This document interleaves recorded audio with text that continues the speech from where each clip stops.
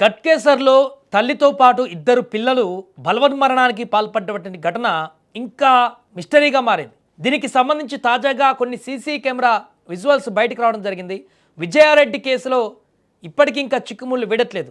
ఆమె చనిపోవడానికి పిల్లలతో పాటుగా బలవన్మరణానికి పాల్పడడానికి గల కారణాలు ఏంటి, అంతగా ఆమెను ఎవరైనా ఏమైనా అన్నారా, ఒంటరితనం అని అనుకున్నప్పటికీ కూడా ఇంకేదో ఉంది దీంట్లో అనేటువంటి కోణం మనకు కనిపిస్తుంది. ఈ నేపథ్యంలో తాజాగా సంచలనమైనటువంటి దృశ్యాలు బయటకు వచ్చాయి. విజయారెడ్డి ఎక్కడెక్కడైతే రైల్వే ట్రాక్ మీద వెళ్ళిందో దానికి సంబంధించిన విజువల్స్ అన్ని కూడా బయటకు రావడం జరిగింది. అత్యంత కీలకమైన గుండెల్ని పిండేసేటువంటి ఆఖరి దృశ్యాలు ఇవన్నీ.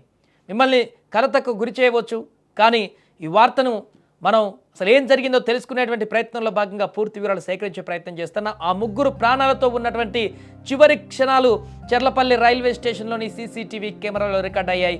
జనవరి 30వ తేదీన రాత్రి 11:50 టైంలో చెర్లపల్లి రైల్వే స్టేషన్లోకి ఇద్దరు పిల్లలతో ఆ తల్లి ప్రవేశించింది. ఇప్పుడు మన స్క్రీన్ మీద చూస్తున్నాం. ఇక్కడ ఎక్స్క్లూజివ్ విజువల్స్ మనం గమనిస్తే విజయారెడ్డి మధ్యలో నడుస్తుండగా ఇరువైపులా కూడా తన ఇద్దరు బిడ్డలు ఆమె చేతులు పట్టుకొని నడుస్తున్నారు. ఎక్కడా తొందరపాటు లేదు, ఎక్కడా భయం లేదు. ఏదో దూర ప్రయాణానికి వెళ్తున్నట్లుగా చాలా ప్రశాంతంగా ఆ తల్లి అడుగులు వేస్తుంది. అమ్మ చెయ్యి పట్టుకొని ఉంటే తమకు ఏ ఆపద రాదన్నట్లుగా ఆ పసిపిల్లలు కూడా ఆమెను అనుసరిస్తున్నారు. ఈ దృశ్యాలలో మరొక విషాదకరమైనటువంటి కోణం ఏమిటంటే, వారు ప్లాట్ఫామ్ మీద నడుచుకుంటూ వెళ్ళి చివరిగా పట్టాల మీదకు దిగడం స్పష్టంగా కనిపిస్తోంది. ఆ పిల్లలు కనీసం సంశయించకుండా ఆమెతో పాటుగా పట్టాలపైకి వెళ్ళిపోయారు. సీసీటీవీ కెమెరా పరిధి దాటి వారు చీకటిలోకి వెళ్ళిపోయారు. ఆ తర్వాతే ఆ భయంకరమైనటువంటి దృశ్యం చోటు చేసుకుంది. పట్టాలపైన నిలబడి రైలు వస్తున్నా కదలకుండా ఒకరినొకరు గట్టిగా హత్తుకొని ఆ ముగ్గురు ఆవిరైపోయారు. అక్కడి వరకు సీసీ కెమెరా దృశ్యాలు మనకు కనిపిస్తున్నాయి. అవి మనం చూపించలేకపోతున్నాం, కానీ కొన్ని గైడ్లైన్స్ ప్రకారం వారు పట్టాల మీదకి దిగి ఒకరి వెంట ఒకరు ముగ్గురు లైన్ కట్టుకొని ఆ పట్టాల మీద నుంచిగా నడుచుకుంటూ వెళ్తున్నటువంటి దృశ్యాలు కూడా ఇప్పుడు బయటకు రావడం జరిగింది. అలా రాత్రి వేళలో నడుచుకుంటూ వెళ్ళి ఎక్కడైతే కెమెరా జోన్ ఏదవుతుంటుందో అంతవరకు కనిపించారో ఆ తర్వాత ఆ చీకట్లోకి అలాగే నడుచుకుంటూ వెళ్ళిపోయారు. ఆ కొద్దిగా ముందు దూరంలోనే వీరు ఆ రోజు చనిపోయినటువంటి పరిస్థితి ఏర్పడింది. ఈ సీసీటీవీ ఫుటేజ్ ఇప్పుడు పోలీసులకు అతి ముఖ్యమైనటువంటి ఆధారంగా మారింది. వారు స్టేషన్కు ఏ సమయంలో వచ్చారు, ఆ సమయంలో విజయశాంతి రెడ్డి ఎవరికైనా ఫోన్ చేసి మాట్లాడారా, లేక ఎవరి కోసమైనా ఎదురు చూసారా అనే కోణంలో కూడా పోలీసులు దర్యాప్తు చేస్తున్నారు. ప్లాట్ఫామ్ మీద నుంచి పట్టాల వైపు వారు వెళ్తున్న ఆ ఆఖరి నడక చూస్తుంటే అది క్షణికావేశంలో తీసుకున్న నిర్ణయంలా కాకుండా ఎంతో మానసిక వేదనతో ముందే నిశ్చయించుకున్నట్లుగా అనిపిస్తుంది. ఎందుకంటే సమయం కూడా చాలా ఉంది. ఆమె స్టేషన్లోకి ఎంటర్ అయినప్పటి నుంచి ఆ చనిపోయినటువంటి స్పాట్ దగ్గరికి పోవడానికి చాలా టైం ఉంది, చాలా దూరం కూడా ఉంది. అంత దూరంలో కూడా ఎక్కడ బెరుకు అనిపించలేదు, ఎక్కడ వెనకడుగు పడలేదు, ఎక్కడ తప్పటడుగు పడలేదు. చాలా కాన్ఫిడెంట్గా, చాలా క్లియర్గా వాళ్ళ ముగ్గురు కూడా ఆల్రెడీ ముందే డిసైడ్ అయినట్లుగా ఖచ్చితంగా వారు వెళ్ళి ఆ యొక్క బలవన్మరణానికి పాల్పడ్డారు.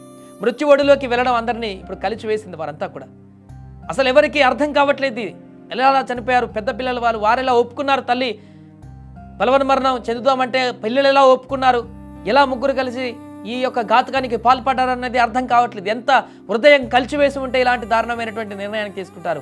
ఒంటరితనం ఒకటే కారణం అయ్యుండకపోవచ్చు అనేటువంటి వాదనలు ఇప్పుడు బలంగా వినపడుతున్నాయి.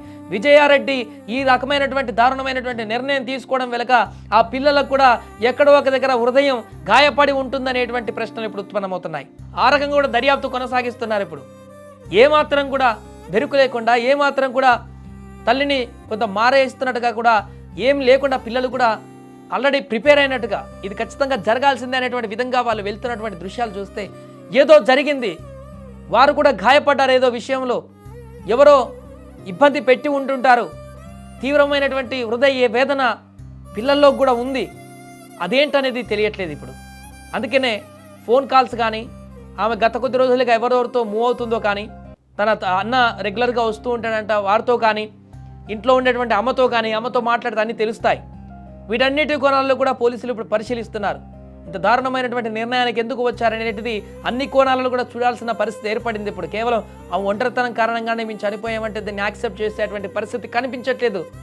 ఇక్కడ నైబర్స్ కానీ, బంధువులకు కానీ ఎవరికైనా కూడా ఇది యాక్సెప్ట్ చేసేలా కనిపించట్లేదు. ఏదో జరిగింది, విజయారెడ్డితో పాటుగా పిల్లలకు కూడా హృదయం ఎక్కడో గాయపడింది. ఇంత దారుణమైనటువంటి నిర్ణయాలు తీసుకున్నారంటే ఎవరి త్రూ వీళ్ళకి చాలా ఇబ్బందికరమైనటువంటి పరిస్థితి వచ్చింది. ఎవరు వారు అనేటువంటి ప్రశ్న ఇప్పుడు ఉత్పన్నమవుతుంది. ఇంత దారుణమైనటువంటి నిర్ణయం తీసుకోవడం వెనుక కారణాలు ఏంటుంటాయి అనేటువంటి ప్రశ్నలు కూడా ఇప్పుడు అనేకం ఉత్పన్నమవుతున్నాయి. ఆ కోణంలోనే ఇప్పుడు దర్యాప్తు చేస్తున్నారు. ఇప్పటివరకు ఒంటరితనంతో ఆమె మరణించిందనేటువంటి కోణంలోనే దర్యాప్తు చేశారు. కానీ ఇప్పుడు అలా కాదు, ఎవరో వీరు చనిపోవడానికి కారణమయ్యారనేటువంటి కోణంలో కూడా ఇప్పుడు కేసు మొదలుపెట్టారు దర్యాప్తు. ఈ రకంగా మొదలు పెడితే మనకు కొంచెం క్లూస్ దొరికేటువంటి అవకాశం ఉన్నట్టు కనపడుతుంది. ఎందుకంటే నైబర్స్ కూడా కొన్ని కీలక అంశాలు ప్రస్తావిస్తున్నారు. అక్కడ ఇంటికి వచ్చినప్పుడు పిల్లలతో పాటుగా మేనమామ వద్ద కొంత కటువుగా ఉండేవాడు అనేటువంటి విషయాలు, వాళ్ళ అమ్మతో ఇంకేమైనా ఉన్నాయా అనేటువంటి కొన్ని అంశాలు కూడా చనిపోయినటువంటి విజయారెడ్డి భర్త బంధువులు కూడా చెప్తున్నారు. కాబట్టి పూర్తిగా డెప్త్లోకి వెళ్తే ఏమైనా కొన్ని విషయాలు తెలిసేటువంటి అవకాశం ఉంది. అందుకనే దర్యాప్తును ఇప్పుడు వేగవంతం చేశారు. ఇప్పుడు వచ్చినటువంటి విజువల్స్ అయితే ఇప్పుడు అందరి హృదయాలను జ్వలింపజేస్తున్నాయి. ఈ యొక్క సీసీ విజువల్స్ ద్వారా కేసును ఇప్పుడు మరింత వేగం పెంచనున్నారు పోలీసులు.